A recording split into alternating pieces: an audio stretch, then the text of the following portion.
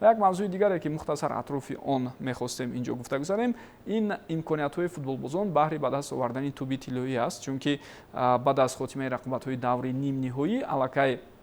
از سوی نشریه‌های گوناگون داوطلبان اعلان شد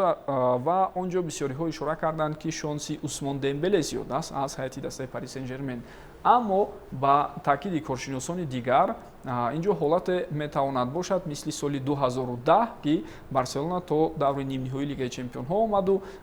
قهرمان نشد، اما درخشش چهره‌های الهیده این تیم در نهایت کار باعث برآمد گردید که از فوتبالبازان تیم کاتالونی بهترین‌های دنیا اعتراف شوند و سگانه مدعیان اصلی از هیئت دسته بارسلونا لامین یامال، رافینیا و همچنین پدری هستند و ببینید اگر قبلا درباره یامال کمتر میگفتیم، اما 2 ماه اخیر بازی‌ها و درخشش عالی که این فوتبالباز 17 ساله داشت بسیاری‌ها رو مطمئن کرده است که ماس یامال حالا دعواگری اساسی است و از روی بعضی نشریه‌ها حتی بازینه یکم هم برآمد. لامین یامال میانی مدعیان اصلی توپ طلایی. ولی در ال کلاسیکو نیز ما باید در مورد یامال میگفتیم، دیدیم که او چگونه گل زیبا زد. رافینا نیز در این قطار بازی بهترین خود را نشان داده است و چیزی اساسی این است که اگر عثمان دمبله رود و در فینال لیگ چمپیون‌ها گل زند و تواند که پی اس جی را قهرمان کند، میتواند که این کار برعکس شود و چون نمیدونیم توپ طلایی رو کدام نشریه میدهد و این چیز برتریت به عثمان دمبله داده می شود و عموما این موسم عثمان دمبله نیز کار کرده است که او پیوسته گل میزند، پیوسته با دسته خود موفقیت ها میآورد و همچنین دسته پی اس جی در مسابقه جام جهانی باشگاه است و شاید این چیز نیز تاثیر خود را گذارد که اونجا بارسلونا نیست. اما اگر واقعا گیریم یامال نیز ارزنده است برای به دست آوردن توپ طلایی. خب ایمانبک، اگر حالتی که فریدون گفت نشود، یعنی برعکس آن شود، برای مثال در فینال پاریس سن ژرمن شکست خورد از اینتر، در این صورت از سگانه بارسلونا یگان نفر احتمالی آن دارد که صاحب توپ طلایی می شود. اگر دسته صاحبان توپ طلایی شکست خورد، آنها میتونن قهر کردن به اینتر و نماینده اینتر توپ طلایی را ندهند و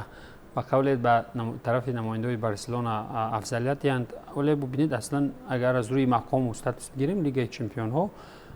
مسابقه باشگاهی بهترین جهان است و باید به این چیز برتری داده شد. در همین موسم ببینید یگان چاره‌بینی دیگر نیست. خب اگر که البته باز میتوان آنجا چمپیونات باشگاهی جهان را البته ضمن نمود، دستاورد آن چیز را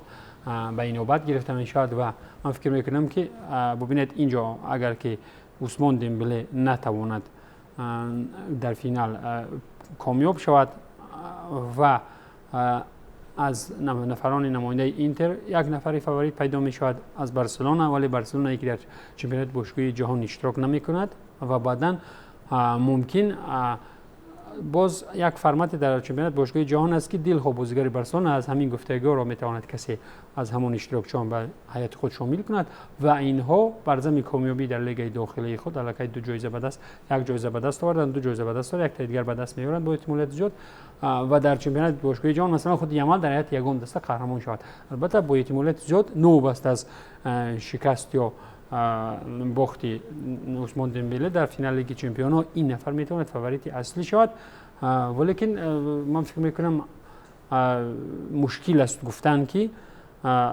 نفر نماینده غالب لیگ چمپیون‌ها توپ طلایی را نمیگیرد و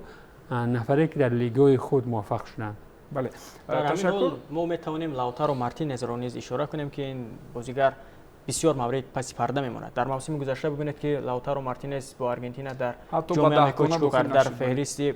بهترین نشانزنان در موسم گذشته در سری با اینتر چیکار کرد. این موسم نیز ما میبینیم که چگونه این بازیگر حتی توانست که بهترین نشانزن در لیگ چمپیون‌ها در دسته اینتر شود، اما حالا نیز میبینیم که این بازیگر پس پرده است و شاید باز هم چنین اگر پیروزی در لیگ چمپیون‌ها ممکن او را از پس پرده برآورد. بله، ولیکن واقعا هم اموری که لامین یامال نشون میدهد، ببینید او به تنهایی تقدیر بازی را حل میکند. در ال کلاسیکو سپری شده ما دیدیم چگونه گزارش میکند و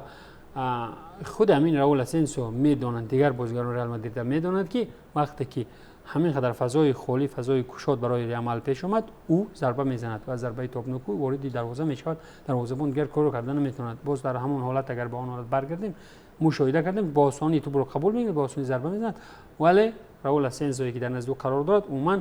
صد رای ضربه زنی نمیشود. این چیز اون اموری که برای گل زنی و برای اسیست و برای دیگر عملهای نتیجه بخش انجام میداد و اون بازی که در میدان نشان میداد، ما از او را واقعا هم نوبسته است در فینال که بودن نبودن میتواند صاحب توپ طلایی حلقه در همین سال نماید و او میتواند حلقه برابری خود را در همین مرحله سنوسالی با اون 2 نفر چهره دستانی که در 10 ساله فقط 2 نفر زور بودن نشان داد. حتی ببینید که لامین یامال چندین رکوردها را الکی در همین سن سال مربوطه نمیخش کرده است و در همین موسم نیز وقتی که در چند بازی در لالیگا یامال نبود، ببینید که چگونه دسته بارسلونا نمیتوانست که پیروزی به دست آورد. یعنی بودن یامال در ایت بارسلونا میتواند که این دسته رو به پیروزی ها بیارد، این دسته رو به همین موفقیتی که نایل گردیده است با آنها، یعنی کمک یامال خیلی و خیلی زیاد است و به همین خاطر قبلا دیده بودیم که چگونه مثلا سال 2010 کدام دسته در جام جهانی قهرمان شد، توپ طلایی رو که گرفت و در دیگر سال‌ها نیز همین گونه امورها بودند و اگر همین گونه شود فکر میکنم یامال نیز ارزنده خواهد بود برای به دست آوردن توپ طلایی که این باز یک رکوردی نو در کارنامه خواهد بود. بله، تو چند هفته پیشتر از این زیادتر در مورد شانسی رافینیا هم حرف می‌زدیم ما، اما بازی‌های کلان و مخصوصاً چگونه به‌واسطه خودی فوتبالبازان دسته بارسلونا توپ رو با یامال دادنشون از اون دلالت می‌دهد که